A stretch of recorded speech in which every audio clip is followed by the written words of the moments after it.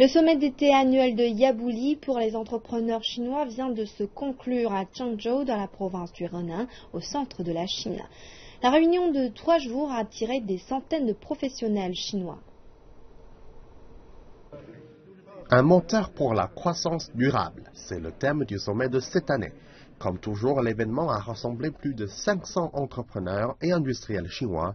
Des chefs d'entreprise tels que LinkedIn ont donné des discours. Nous sommes en Chine pour montrer que nous pouvons aider le pays au niveau économique. Nous sommes là pour rencontrer des entrepreneurs chinois et les aider, eux et leur pays, à créer davantage d'opportunités économiques.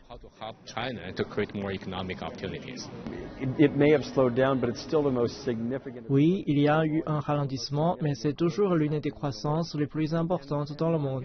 Les marchés connaissent des hauts et des bas. Ils n'évoluent pas en ligne droite.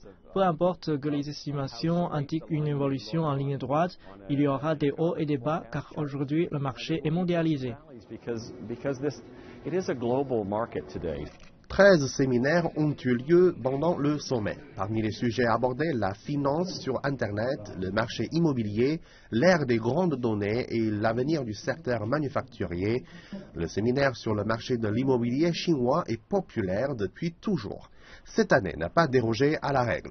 Ren Zhiqiang, à la tête de la compagnie Huayuan, s'est exprimé sur la bulle immobilière en Chine.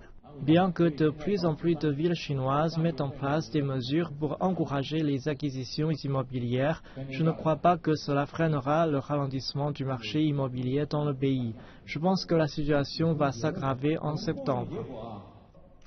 Lors de la cérémonie de clôture dimanche, Wang Shi, le président de Vanke, le plus grand promoteur immobilier de Chine, a commencé son discours en expliquant que pour économiser l'eau, il donnerait de l'argent à l'association ALS sans participer au défi du saut à glace. Pendant longtemps, nous avons appris à faire des affaires en nous inspirant des pays occidentaux.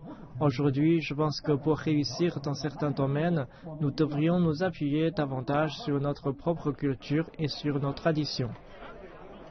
La croissance a permis aux participants de faire des affaires dans un environnement relaxant et décontracté.